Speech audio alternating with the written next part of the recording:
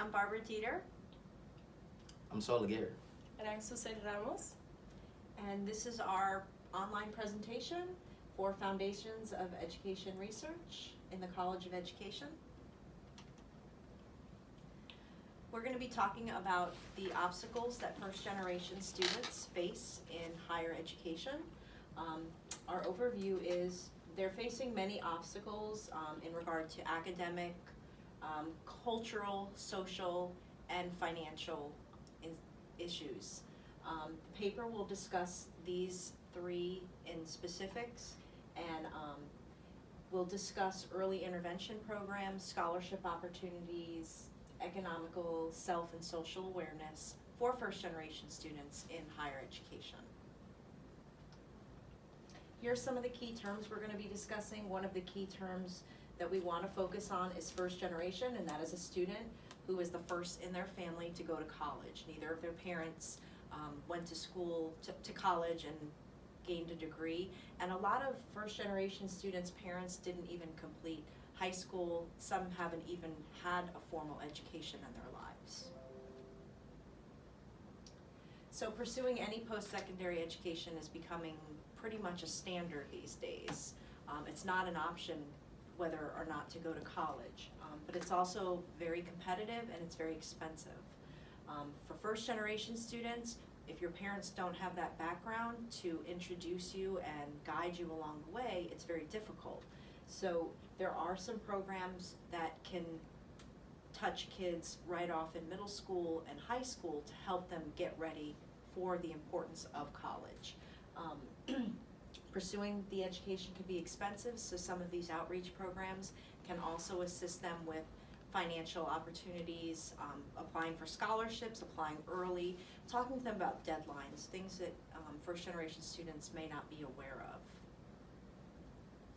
So when discussing our goals and our research question, it was really important what everything that Barb said, because that is the foundation of what we're trying to do. So what we're trying to do here is identify what are the obstacles that first generation students face pursuing higher education or post-secondary education.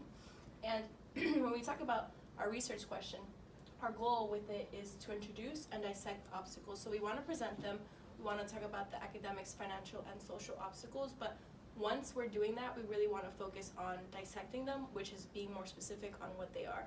So why is it an academic problem? Where that stems from? Why is it financial?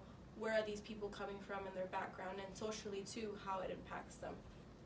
And number two goal is to find these opportunities and solutions for first generation students and how they can be successful, because at the same time, they do have these obstacles that they face and it's different from the traditional student. However, there are possible solutions and there are potential opportunities for them to take advantage of and really use to their liking, only because they do come from a lot of disadvantaged backgrounds, and it's important to recognize that these opportunities are things that are necessary for them to progress and really in order to achieve what a traditional student would achieve without any help. And then last is identify these early outreach programs and intervention programs within when they're preparing for college. So that's very, very vital, because at the same time,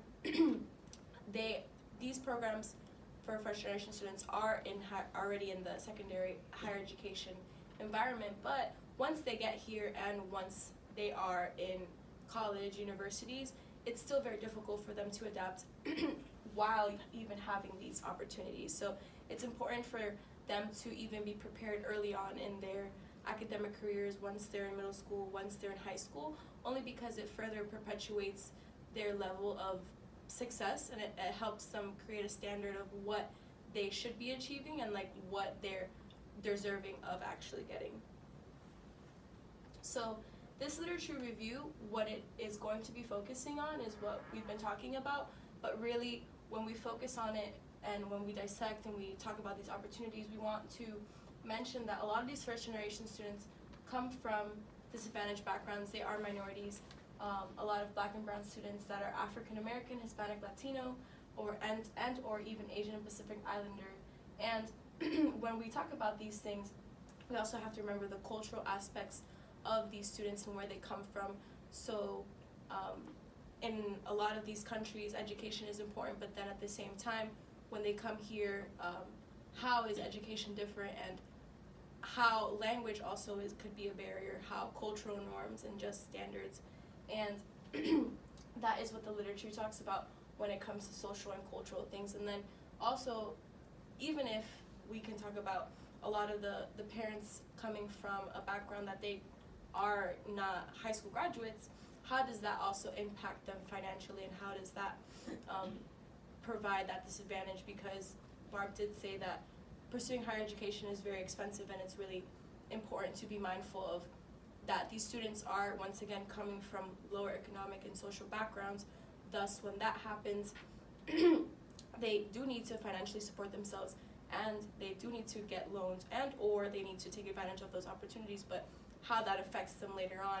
And once again, if that is the standard, how are we helping them achieve the standard?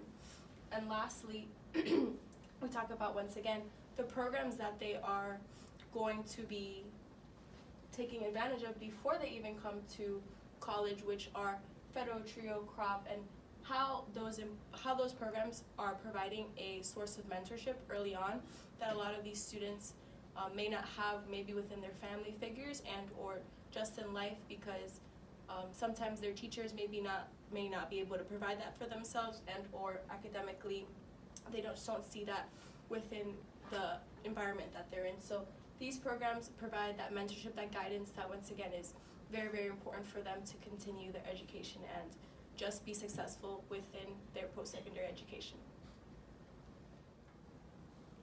Okay, so one way that you could collect data and show success in these programs that we're talking about is we would design a survey. We could do paper pencil, we could do something on SurveyMonkey. We would have that information in the office of the TRIO programs. That way the students that are obviously meeting this requirements and these different, being first generation, they could take this survey. We would also inform them of the confidentiality of the survey in case they're feeling uncomfortable about that. And it would be a series of multiple choice questions relating to their educational background, their parents, their culture, their ethnicity, also if they're working while they're in school, if they're going part-time, if they're a commuter, all those different things that relate to success and being a college student. Based on that information, we can obtain that data, we could put it into graphs and kind of break it down and identify certain aspects of that data, but then we also would have a similar survey available for the graduates. After graduating, we're going to be asking the same questions, and we're going to see how the programs that they participated in, how they affected the ease of into a higher education program, how much influence they had on them being successful, all this information that we could use to, again, identify the success rate of these programs. Now, the reason why we came to the conclusion of this topic is because within our group, all of us are first generation students, and just to make this a bit personal, I'll share my story. After high school, I wasn't too sure what I was going to do. How I heard about college was a friend of mine. He ended up paying for my application fee. He showed me the way to apply for a scholarship and do different things as well as financial aid. And that's the aspect of my parents not being in college. Furthermore, the financial aspect of it is when I even went out to college, I worked at least 3 jobs at one point to help pay for myself. And it wasn't because I wanted to do these jobs, but it was just because my parents was not financially stable to help me pay for my school. And once again, that is different things that we face. And also what we're thinking of is we all may face different obstacles, but as a first generation student, you're gonna face some sort of obstacle that will prohibit you from being as successful as you would have been if you was not your first time around with this obstacle. And also the thing that we have to keep in mind as well too is there is programs, as we mentioned earlier, is if a student is introduced to, for example, TRIO or crop at a younger age, high school, middle school, you are more likely to know what step to take, right, when you're done with high school, middle school, being that you're gonna have the guidance and understanding and someone to help you and train you to tell you this is what you're supposed to be doing next, that will motivate you to go into college. Last but not least, first generation student, you're gonna face the obstacle of going through some sort of social, academics, or financial situation. And it's not saying it's okay, but at the end of the day, there's different opportunities there for students. There's campus-wide program, there are federal programs, grant and scholarship opportunities. As stated earlier, there are different scholarships they can apply for. For some students that don't know, there's scholarships that are designated simply for first-generation students. There are some that are designated for a student that have good grades. But it's all about educating yourself and having the understanding and knowing that those things are there for you. And if you don't have the resource or the knowledge to know that those things are inclusive to you, you're gonna end up missing out on them. But most importantly, it is important to introduce those kids to these programs for the simple fact that if you can catch the students at a young age, rather than them getting a mindset of college is not for them, or rather than getting them to think that school is not for them, you can influence them. And them having the mentor or the peers to see that this is possible, this is something that I can do as well too, that will motivate them to do better. And for me, what I tend to do is I put upon myself as a former teacher, I would introduce my students to the lifestyle of being a teacher, not only through the classroom, but as well as get them to understand that there is more outside of these walls than just high school and middle school. You can go to college if you want to. And a lot of them, they don't know that because their parents didn't go to college, or mom and dad are not educating them enough. And I think it's up on us to take those steps in the classroom and educate those kids to do these things. So that is our presentation. Once again, my name is Saul Laguerre. Our presentation is pretty much the obstacles of first generation student. We hope you guys enjoyed it. Thank you. And our reference pages.